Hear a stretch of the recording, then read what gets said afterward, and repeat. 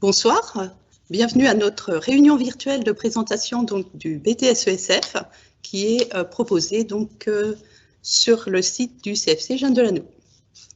Alors moi je suis Florence Cholot, donc responsable du dispositif BTS-ESF, et puis au cours de la réunion, donc, deux collègues vont intervenir, Anne Sorin qui est formatrice et puis Aude Jadot qui est conseillère formation. Alors, au cours de cette réunion, donc, nous allons vous proposer différents points, à savoir, donc, on va commencer par une présentation du BTS-ESF avec les fonctions du technicien, le contenu des modules de formation, un petit topo sur les périodes en milieu professionnel, les secteurs d'activité où le technicien peut intervenir et puis secteurs d'activité qui sont aussi des lieux potentiels d'expérience en milieu professionnel. Et puis, donc, on développera aussi voilà, les qualités, les débouchés, les modalités pratiques pour rentrer en formation et suivre la formation. Donc, je vais commencer tout de suite par la présentation plus du technicien ESF. Donc, qu'est-ce qu'un technicien ESF? Alors, on peut le définir comme étant un expert de la vie quotidienne. Expert de la vie quotidienne qui va assister différents publics par la formation, la sensibilisation. Alors, différents publics, l'intérêt dans cette formation, c'est de pouvoir justement avoir une diversité de publics, à savoir les familles, les jeunes adultes, les personnes en situation d'exclusion, les personnes en situation de handicap, et puis aussi les personnes âgées. Alors, formation, sensibilisation, et puis le technicien ESF va être amené donc à travailler avec d'autres professionnels, alors les travailleurs sociaux, les juristes, les professionnels de la santé, mais ça peut être aussi les professionnels de l'habitat, en fait en fonction du secteur d'activité. Le technicien ESF va travailler en réseau, en partenariat avec différents professionnels. Alors, ce professionnel donc, assure des fonctions, alors conseil technologique, donc expert de la vie quotidienne, conseil autour de la vie quotidienne, et donc possibilité également d'intervenir sur l'organisation de la vie quotidienne. Alors, organisation de la vie quotidienne dans des services au niveau duquel le technicien peut intervenir, des petites structures, et donc il va également assurer des fonctions d'animation, de formation et de communication. Alors, les domaines d'expertise, donc les domaines de la vie quotidienne, alors habitat, logement, environnement, énergie, donc habitat, logement, environnement, on est sur un domaine qui occupe une part importante dans le cadre du BTS-ESF. Et puis, on a également la santé, l'alimentation, le budget, la consommation. Donc déjà, à travers cette présentation, on voit que dans le cadre du BTS-ESF, il y a un intérêt en termes de diversité. Donc à la fois la diversité des publics auprès desquels on peut intervenir, la diversité dans le cadre des domaines de la vie quotidienne, et puis également la diversité des réseaux de professionnels avec lesquels on peut travailler. Alors, cette diversité au niveau des domaines de la vie quotidienne, on va le voir illustré maintenant avec les modules de formation. Et donc, je vais laisser la parole à Anne.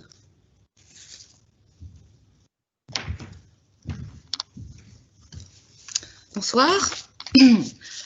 Donc Anne Sorin, je vais vous présenter donc les différents modules qui composent la formation du BTS-ESF. Donc cette formation est composée de 5 modules différents que je vais vous décrypter les uns après les autres. Donc le module 1, intitulé Conseil et expertise technologique, il est donc composé des cours en fait qui concernent la santé, l'alimentation et l'hygiène. Donc dans ce module-là, vous avez des travaux pratiques qui vous sont proposés. Vous avez aussi les sciences physiques et chimiques appliquées. Les sciences physiques et chimiques appliquées, où il y a des travaux pratiques aussi, en chimie notamment. L'habitat-logement, donc là, c'est un cours qui concerne en fait tout ce qui touche à la vie quotidienne des personnes dans leur habitat, dans leur logement. Donc il y a aussi des travaux dirigés qui permettent de mieux cibler justement la situation des personnes dans leur habitat et les difficultés qu'ils peuvent rencontrer pour pouvoir mieux les accompagner. Il y a tout ce qui est économie-consommation dans ce module. Et puis, la méthodologie d'investigation, donc, qui vous permet de réaliser des enquêtes, des questionnaires, des entretiens. Le module numéro 2, donc c'est le module animation-formation. Il vous permet d'acquérir des techniques d'animation et de formation pour pouvoir vous-même animer et former des publics dans l'avenir. Donc notamment l'encadrement de groupes et puis un peu de notion de pédagogie de groupe aussi. Dans ce module 2, vous avez aussi toute la connaissance des publics du côté psychologique et du côté sociologique. Et puis également la méthodologie de projet, donc là, qui vous permet de vous préparer à la réalisation de dossiers, notamment le dossier de la première année qui est une note de 4 pages, et le dossier de la seconde année, donc le dossier final du BTS, qui est un dossier de 10 pages, donc qui s'appelle ICAF. Le module numéro 3, donc animation-formation. Donc l'animation-formation, pour ce module-là, vous avez donc la communication écrite, orale et visuelle. Donc dans ce module, vous avez donc ce qui concerne l'animation de réunions, l'élaboration de comptes rendus, présentation interactive justement pour animer des réunions. Et puis, les différents documents de communication, comme des affiches, des flyers, qui vous permettent justement de réaliser toute l'animation et la formation. Ensuite, en module 3,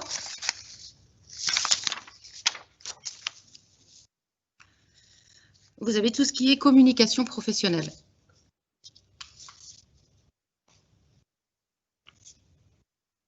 Communication professionnelle. Donc là, ensuite, alors, le module 4, c'est tout le travail en partenariat institutionnel et interinstitutionnel. Donc, la connaissance des politiques, des dispositifs et des institutions et l'analyse du fonctionnement des organisations. C'est tout ce qui concerne l'environnement de l'économie sociale et familiale. Donc, les professionnels et leurs missions, les structures, les partenaires sociaux, et toutes les autorités responsables. Ensuite, le module 5, donc le module gestion de la vie quotidienne dans un service ou dans un établissement.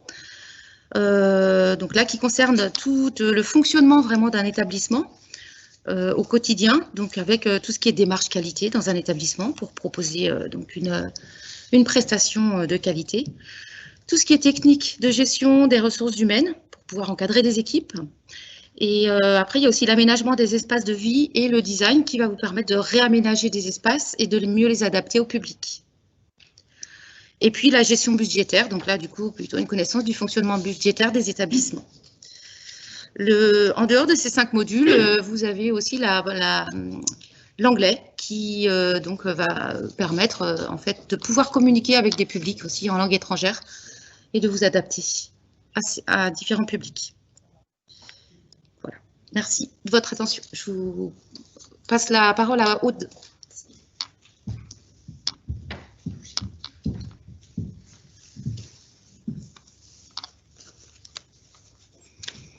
Bonsoir, Aude Jadot, je suis conseillère formation au centre de formation Jeanne Delanoux, UFA à Cholet.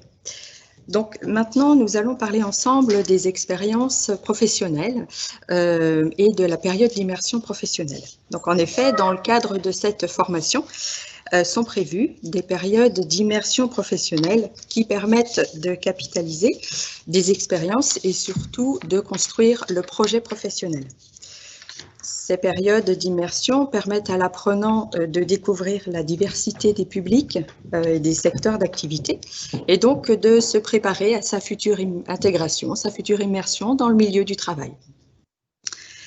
Ces différentes périodes d'immersion contribuent donc à donner du sens à la formation et à faire le lien avec les modules théoriques vus en formation et la réalité du terrain.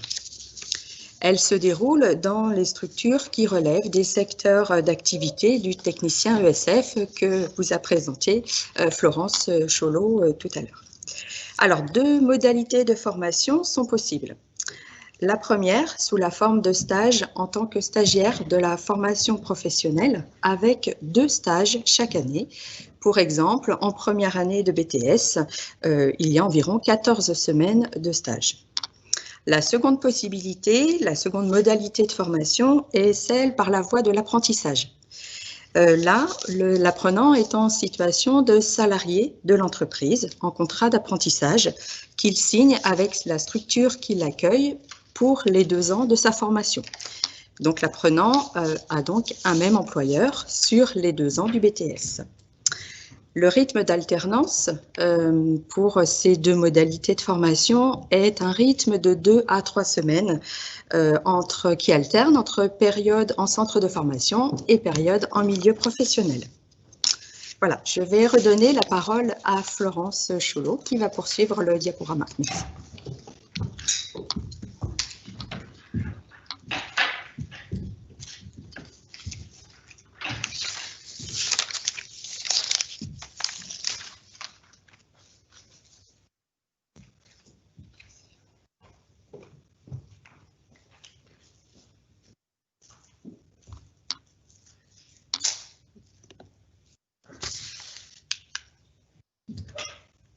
Alors, donc, je vais poursuivre avec les secteurs d'activité au niveau desquels donc, le technicien ESF peut intervenir.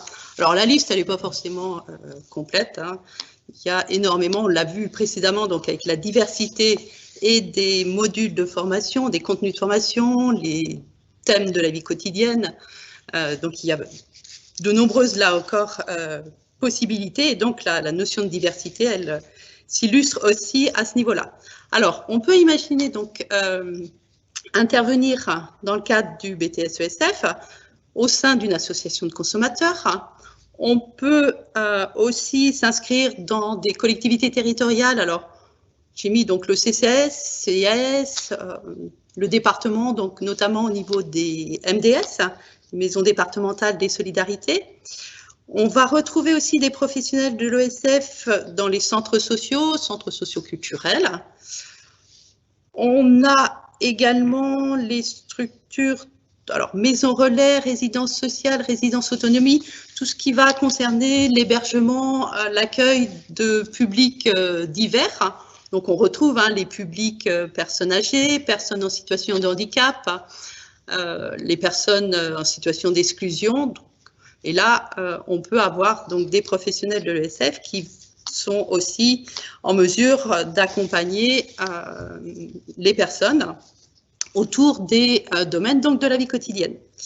Alors, on a, je vous disais tout à l'heure, donc le domaine de l'habitat, du logement qui a une place importante aussi dans la formation. Et donc, on peut retrouver des professionnels de l'ESF au niveau des organismes de réhabilitation, tout ce qui va être rénovation, gestion de logement. Et donc là, on peut retrouver des intervenants, que ce soit dans des fonctions d'information, d'accompagnement. Alors, un autre secteur, les structures d'insertion par l'activité économique. Donc, chantier d'insertion, par exemple, entreprise d'insertion. Et puis, on a le volet aussi, donc prévention santé, donc des services en prévention. Et puis, un domaine aussi qui est relativement bien représenté, les structures de service à la personne. Donc, voilà un petit peu. Après, il y a aussi, on aurait pu ajouter le domaine de la formation. Après, tout ce qui est aide humanitaire. Donc, on a des secteurs diversifiés, variés, donc au niveau desquels on peut intervenir. Alors, on va poursuivre avec les qualités qui peuvent être attendues donc, dans le cadre de la formation, donc pour suivre le BTS-ESF. Alors, en premier lieu, il vaut mieux être intéressé, on va dire, par les domaines de la vie quotidienne. C'est une part importante. C'est j'ai envie de dire, base, en fait, c'est le levier à partir duquel on intervient en tant que professionnel. Donc, en fait, il y a tout ce domaine d'expertise. Donc, toutes les questions concrètes qui sont importantes à appréhender. La maîtrise de l'expression écrite et orale. On l'a vu avec les modules de formation. Il y a toute une partie communication. Il y a ces compétences, ces fonctions de formation, d'animation de groupe, d'animation de réunion, de mise en place d'ateliers. Donc, il va être important aussi de pouvoir s'exprimer, que ce soit à l'écrit et également à l'oral. Alors, il faut être en mesure d'effectuer des démarches personnelles. Il faut pouvoir travailler en groupe. On a vu aussi dans la diversité la possibilité de travailler avec des partenaires divers, travailler en réseau. Donc, il y a, et puis au sein des structures même où on intervient, cette nécessité de travailler en équipe. Donc là, dans le cadre de la formation aussi, travailler en groupe. Alors, il faut faire preuve de curiosité. Donc, curiosité, alors, par rapport au domaine de la vie quotidienne, par rapport à la connaissance des publics auprès desquels on intervient, par rapport à la connaissance des dispositifs, des questions de politique sociale. Alors, c'est varié. Curiosité, parce qu'en fait, si vous avez suivi au niveau des modules de formation, donc les domaines de la vie quotidienne, c'est, j'ai envie de dire, tellement large que on a envie de dire qu'on n'est pas en mesure de tout connaître. Et ce qui est important en tant que professionnel, c'est d'être capable de savoir chercher l'information, donc être curieux, s'intéresser, s'ouvrir, et puis faire preuve d'initiative et puis de persévérance. Il faut également, alors on l'a vu aussi avec les modules, on a du design visuel, on a des supports de communication à créer, on a au niveau des TP, que ce soit, on a des TP en alimentation pratique, on a des TP en physique, en chimie. Voilà, donc il y a matière à faire preuve d'habileté manuelle, de créativité. Ce qui est important aussi, c'est d'avoir le sens de l'organisation. Et à ça, on ajoute l'esprit logique, l'analyse, la synthèse, et puis la rigueur et la motivation. Donc voilà, tout un ensemble de qualités, alors qui sont là présentées par rapport au BTS-ESF, mais il y a de nombreuses de ces qualités qui sont à mettre en œuvre, quel que soit le cursus d'enseignement supérieur. Alors, pour poursuivre après les qualités, donc, on va envisager les débouchés. Donc, une fois que l'on a obtenu donc, le BTS-ESF, différentes possibilités. Alors, après un BTS, il y a toujours logiquement une possibilité d'insertion professionnelle dans la vie active. Alors, quelques exemples de postes possibles, mais là encore, il y a de nombreuses possibilités et puis il faut des choses aussi à créer. Donc, on a parlé des services à la personne, donc tout ce qui va être responsable de secteur en aide à domicile. Autour de l'habitat, des équipements, donc conseiller habitat, chargé de gestion locative, conseiller énergie. Responsable vie quotidienne, je vous disais, par rapport à des services, des petites structures d'hébergement, il peut y avoir un professionnel de l'ESF en charge de la gestion du quotidien. Pourquoi pas animateur prévention santé. Voilà, et puis d'autres possibilités, notamment voilà, dans le domaine de la formation.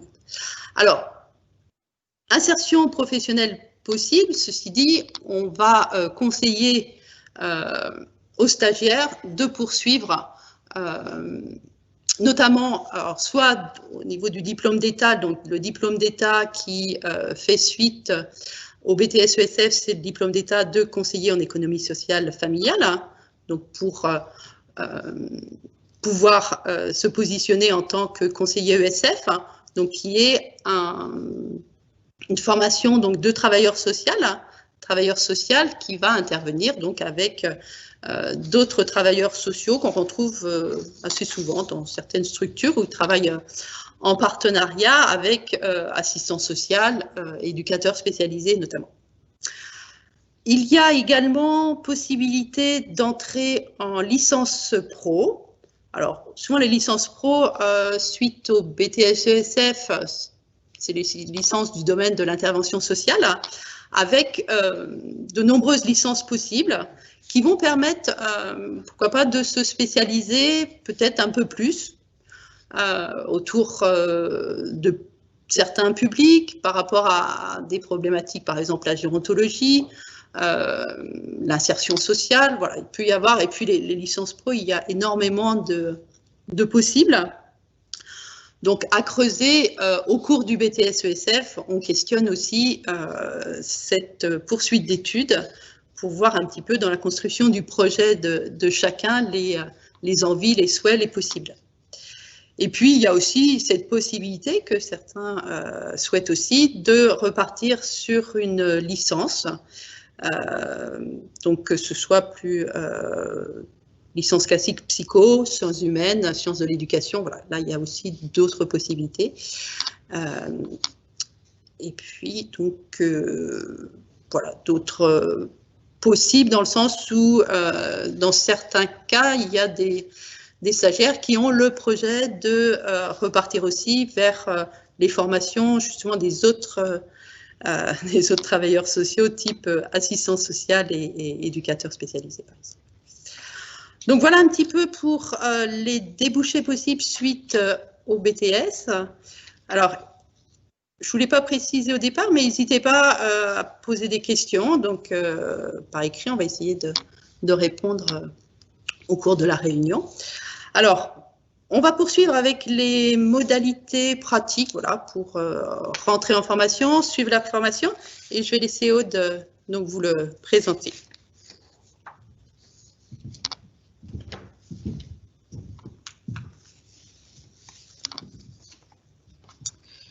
Donc, concernant quelques modalités pratiques, alors tout d'abord sur la durée de la formation. Le BTS-ESF se prépare sur 2 ans.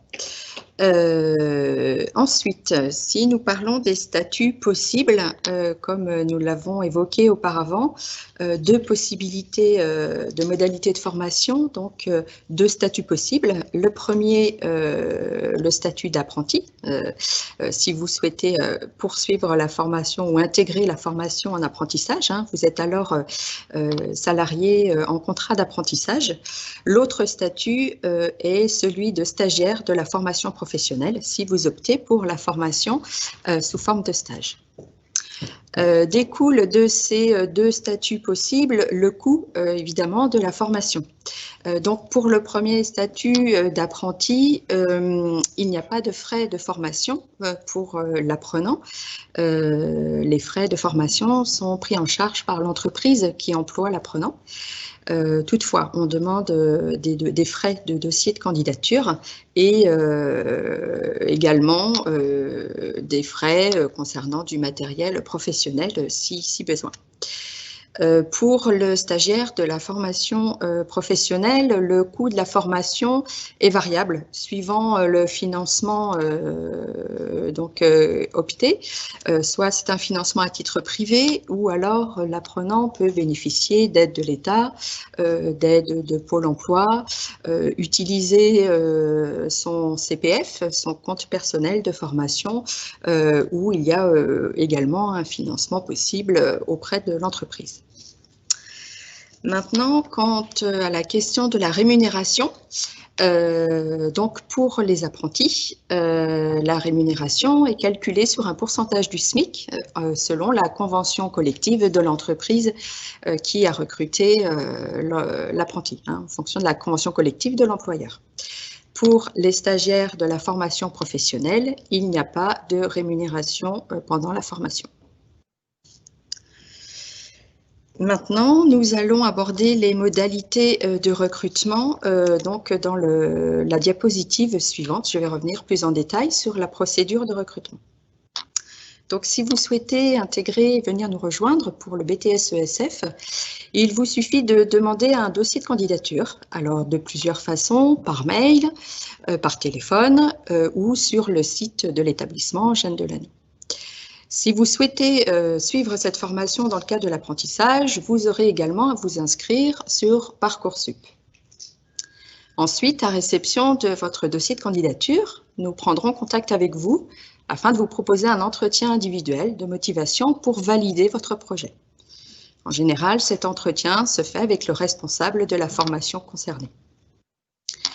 Enfin, lorsque votre candidature est favorable, vous êtes admis au centre de formation Jeanne Delannoy pour ce BTS, nous vous proposons un accompagnement pour rechercher les entreprises qui seraient susceptibles de vous accueillir en stage ou en apprentissage. Alors, pour nous retrouver, n'hésitez pas à vous connecter, à aller voir notre site internet pour de plus amples informations sur l'établissement en général, sur la formation plus précisément, ou n'hésitez pas aussi à nous contacter au numéro qui s'affiche, 02 41 63 74 2 fois. Vous pouvez également nous rejoindre sur les réseaux sociaux, où nous sommes assez actifs sur Facebook, Instagram, LinkedIn ou bien sur YouTube. Et puis enfin, si vous souhaitez avoir des renseignements plus précis ou demander le dossier de candidature, n'hésitez pas non plus à nous adresser un mail, celui affiché de Florence Cholot, qui est responsable du dispositif, où vous avez aussi le mail du CFC Jeanne Delannoy.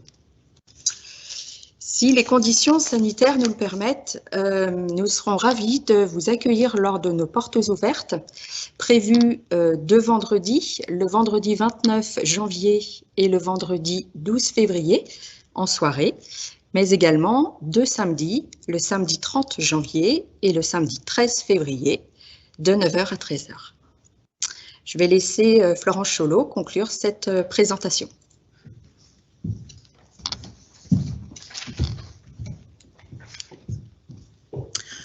Alors, par rapport au débouché, il y a une question donc, qui nous a été posée concernant le DE-CESF, donc la formation de conseiller en économie sociale familiale.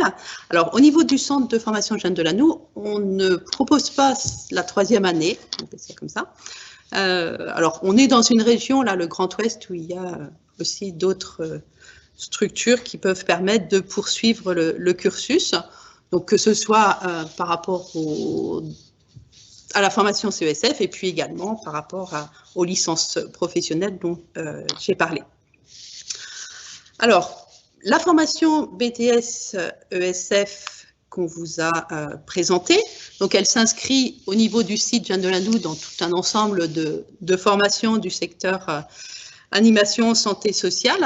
Donc, on retrouve au niveau du lycée différents bac pro SSP, bac pro SAPAT, bac techno ST2S, et puis au niveau supérieur, donc le BTS SP3S, et puis donc le BTS ESF dont on a parlé.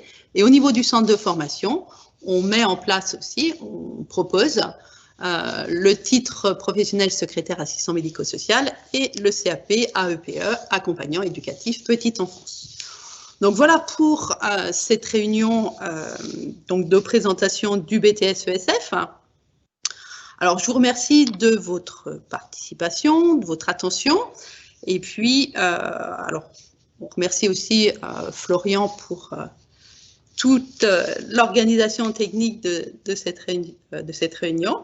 Et donc, vous pouvez aussi, la suite à cette diapo, on vous présente une petite vidéo qui donc, concerne l'établissement, qui va vous permettre de découvrir le site Jeanne Delannoy avec toutes ces entités.